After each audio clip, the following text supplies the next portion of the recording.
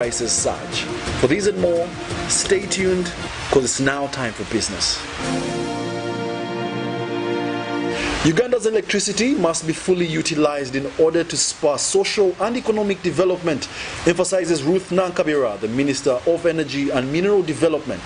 Nankabira has made this commitment to spearhead the achievement of 60% national access to electricity in Hatenura. Let's take a look. Funded by the EU and the African Development Bank, the Rural Electrification Access Project aims at providing reliable and affordable electricity to rural households, public institutions and medium enterprises. My plan is to make sure that we intensify evacuation program and distribution program because we now have power to talk about. We can't finish the power we have. At peak, we use 700 megawatts out of 1,268. So that means we have to work on the distribution network. We also have to increase customers. Uganda's energy sector currently prides of electricity surplus. To fully and efficiently utilize the access power, a multi-sectoral intervention geared at boosting the last mile connections is emphasized.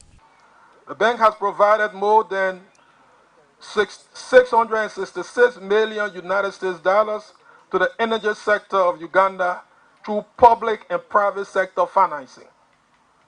With regard to today's event, I would like to mention that the bank approved in September 2015 the Uganda Rural Electricity Access Project for an amount of $100 million and also mobilized additional 11.2 million euros from the European Union Africa Infrastructure Trust Fund.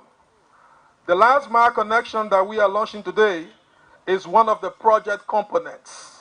Just to emphasize, with this program that is funded by ADB, what you have to do is to only pay the 9,000 shillings, and that 9,000 shillings is translated into the first units that you use.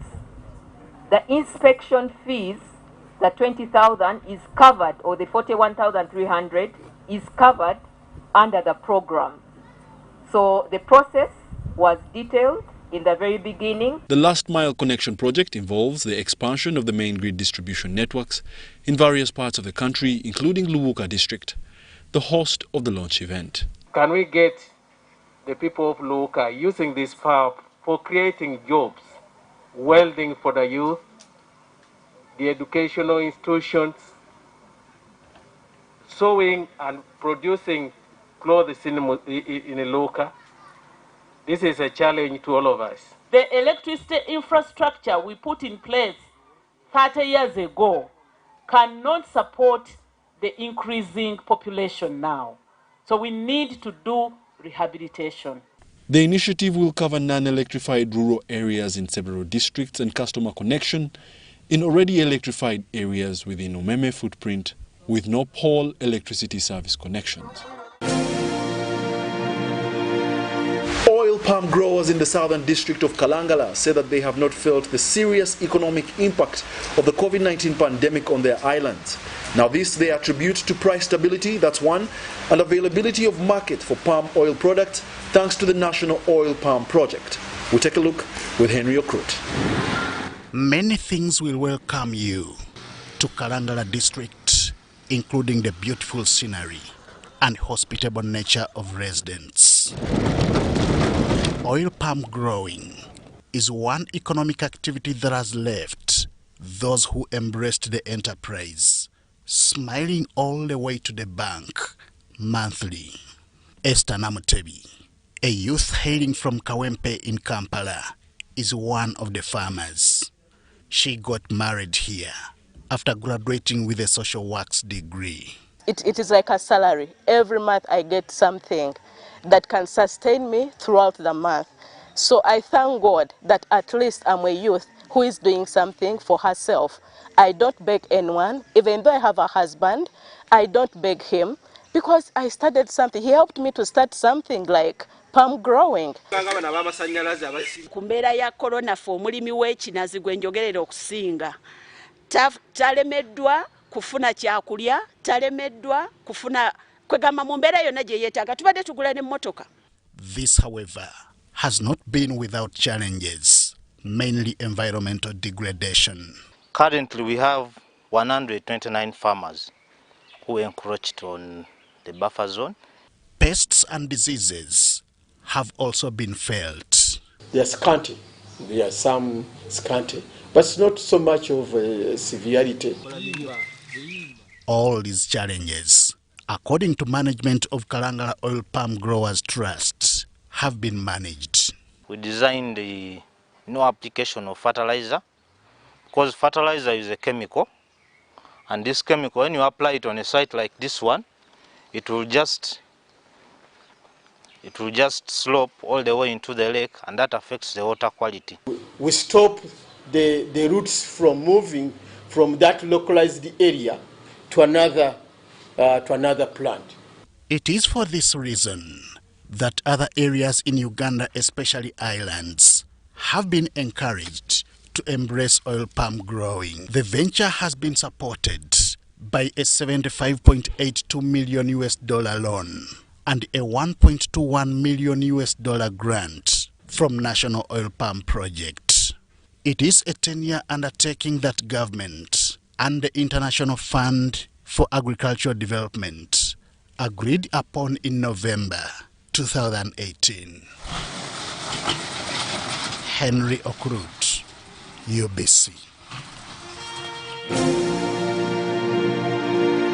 Industrial Global Union members are concerned that the rights of thousands of Ugandan workers in industries are being violated, especially by foreign-owned industries under the guise of providing employment. Now they cite several industries located along Ginger Road. Let's have a listen to what they said.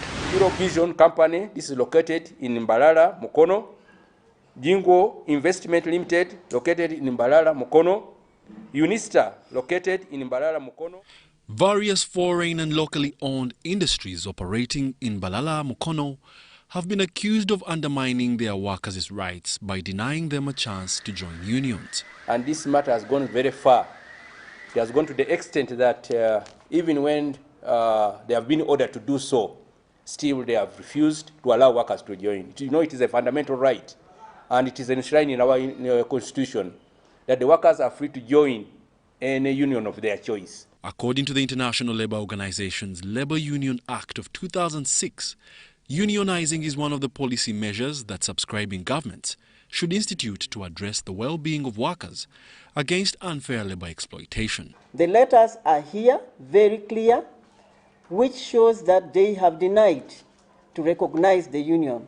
A follow-up has been made, and only one company has signed what is called the recognition agreement. Findings by the Industrial Global Union show that industrial workers in Uganda earn averagely between 5,000 to 7,000 shillings per day, and this is challenging their ability to meet economic obligations. And if they're not reaching their threshold in payment, then it means they cannot also pay the taxation.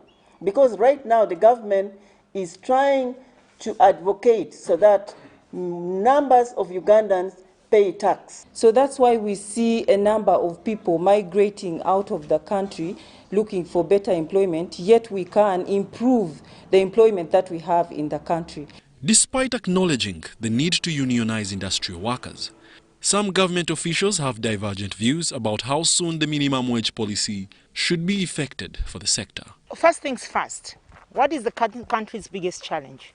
Is it an issue of minimum wage or it is an issue of unemployment? It is an issue of unemployment. So we need to first address this issue. Okay? We do know that at the back of our minds as government that we have to have minimum wage. We have to have protection of our workers. But we cannot start running after the minimum wage when we don't have the jobs.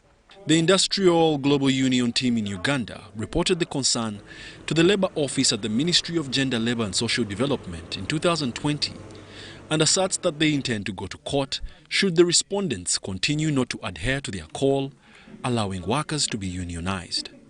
Wadulo Arnold, UBC News. A rural electrification project targeting the Karamoja sub-region has been commissioned. The initiative, unveiled in Moroto district, targets all the 10 districts of Karamoja. Now, prior to the rural electrification program that was rolled out in 2001, much of the country, including the vast Karamoja sub-region, was in the dark. Dennis Sigor has a report. The Karamoja sub-region has for decades grappled with numerous challenges that have slowed down its social and economic growth. Lack of reliable electricity supply and insecurity are singled out as the major causes of economic retardation. I'm seeing so many kind of transport, borders are moving, vehicles are moving well without any problem, let me say, apart from insecurity only. However, the situation is getting much better and the residents can attest. The power, as per now, I would feel is better than those days. Those days would even go for 1 month. But at the moment, it can go just within maybe 1 hour, 2 hours, it is back. So I feel the service of the power is okay at the moment. These last 2 weeks, we did not experience the issue of power. Let's say the last 3 months, the frequency of cutoffs is not there. It's a bit down real, but before that, power used to go off, especially on weekends. But now, as long as you have paid your units, you have paid for the thing, the power is there. Yeah, there's improvement. The commissioning of the Islamic Development Bank funded rural electrification project in Moroto municipality is seen as a game changer for the sub-region. So it is a very key development that has come in Karamoja region, and we hope that the cement factories and other factories are going to benefit.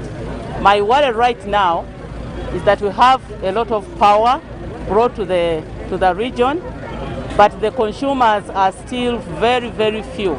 The connection materials handed over to the electricity distribution company are geared at servicing centers in Karamoja region, including health centers, education institutions, agriculture, and for domestic use. Whoever wants power and you have a pole near you, connection is free. No payment. You only need to pay inspection fee, 10,000 plus VAT. Then you get reference number. Within a short time, you get a connection. The beauty with this project that's coming on board, it has come with its meters. And with this service, we shall also be able to harness the mineral potential that we have here. Uganda Electricity Distribution Company Limited and PACMEX will implement the project in all districts in Karamoja, which include Kotido, Kabong, Moroto, Amudat, and Abim. Dennis Igor for UBC News. Relatedly, Karamoja sub-region has got a new multi-million-dollar 132 kilovolt substation. The station has been set up to facilitate mining activities in the area in addition to enhancing industrialization. The 132 kV electricity substation in Moroto district is the first of its kind in the region. Now in operation, the multi-million-dollar facility comes at a time when this region is steadily attracting massive investment, especially in the mining sector.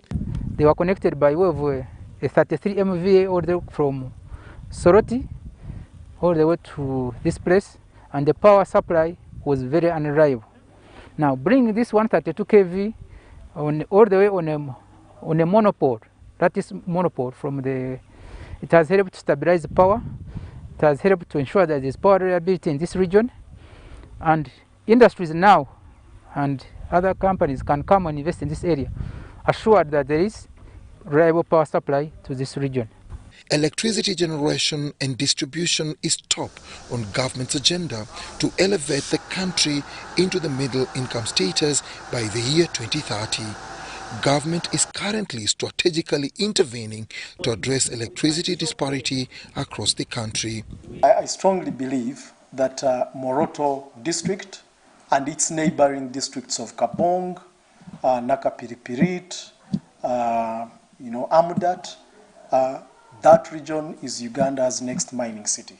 While all of us are so excited about Hoima and the petrodollars coming from that side, we strongly believe from a mining perspective that the real deal is in Karamoja, where you have all these exciting resources coming up. The infrastructure is being improved. The electricity grid from Opuyo substation in Soroti district, about 160 kilometers away, is served by the monopole.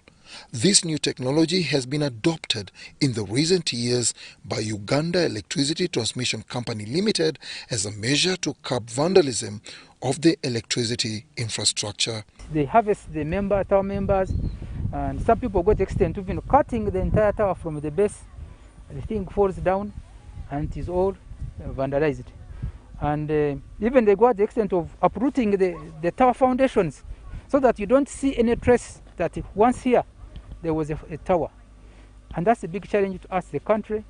It is actually borders on economic sabotage that we as citizens of this country we should fight against. It is estimated that the country lost at least 25 billion shillings to vandalism and power theft in 2020. The unscrupulous scrap metal dealers are blamed for the rampant destruction of electricity equipment, which has often resulted to severe power uptime. Dennis Igoa for UBC News in Moroto.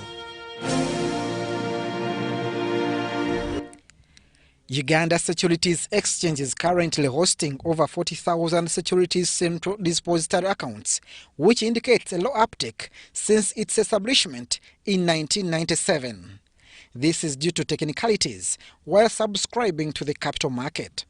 This is the first step on the journey for any investor, and this has been one of the most inconvenient areas for investors to actually access the market. They're really trying to get closer to the people and make it as seamless, because we've seen other services actually succeed using this solution. Digitalizing subscription is perceived as a breakthrough by dynamic investors. Gets more aware about the initiative, then we'll take it to the next level in terms of sending orders and trading.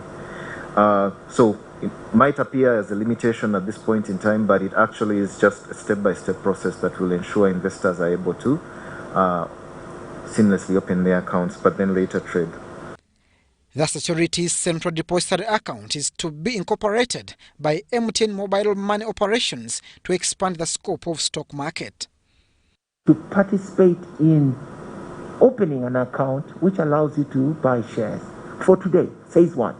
Phase 2 allows you to sell and even send money to the brokers. This is what opportunity is about. This is what MTN has committed to cross-list on Uganda Securities Exchange in June 2022. This will give the public an opportunity to buy shares in the telecom company as investors.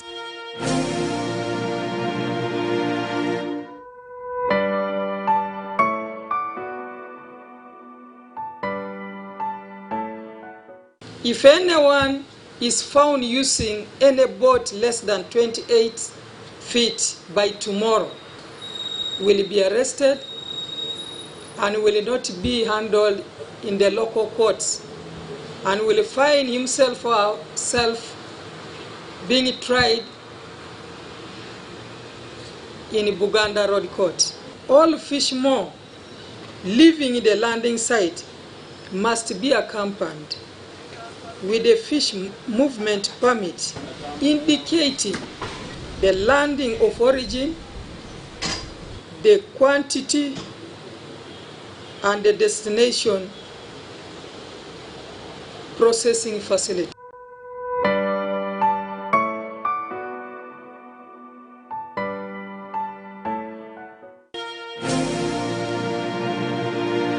From across the borders, fuel prices in Kenya are expected to rise to record levels after the removal of a petroleum subsidy. Now, the development in East Africa's biggest economy is expected to have a significant impact on the region, especially in the countries that rely on the Northern Corridor for fuel imports. CGTN has more on this report. Legislators have summoned the cabinet secretaries for petroleum and energy over the apparent elimination of a fuel subsidy scheme introduced back in April. The Petroleum Secretary, John Munyes, and his energy counterpart, Charles Keter, are expected to appear before the House next week, Tuesday. Now, the scrapping of these subsidies, in effect, took place on the 15th of September. Kenya's energy regulator has since March kept diesel and kerosene prices pretty much unchanged at around 98 and 89 cents a litre, respectively. Petrol prices also unchanged at around $1.15 since June. But the removal of the subsidy this week sends fuel prices to record levels. The price of petrol is up about 6% to roughly $1.20 a litre in the Kenyan capital. It's even higher, around $1.40 a litre elsewhere in the further frontiers of the country. Now, the cost is set to rise even further with the introduction of a near 5% excise duty on fuel products from the 1st of October. And now, in our Sounds of Business, we share with you sights and sounds of Gaba Market, a beehive of economic activity both on land and on the waters. Enjoy.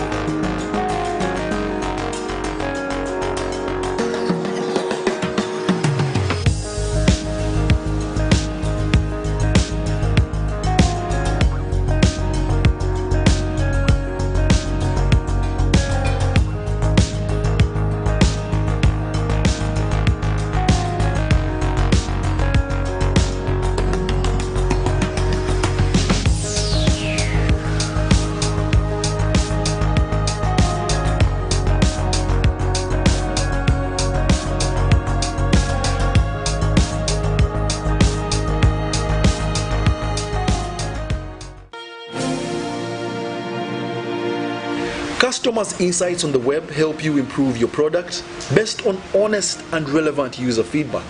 Sometimes what you think your customers like and what they actually like are two different things. Therefore, boost your marketing by talking through the benefits that actually matter to them. And thank you for joining us in this episode of the Weekly Business Roundup with me, your host, Wadulo Mark Arnold. We're coming to you from the Kampala Serena Hotel, and catch us next time, same place. From the team, we must say good night.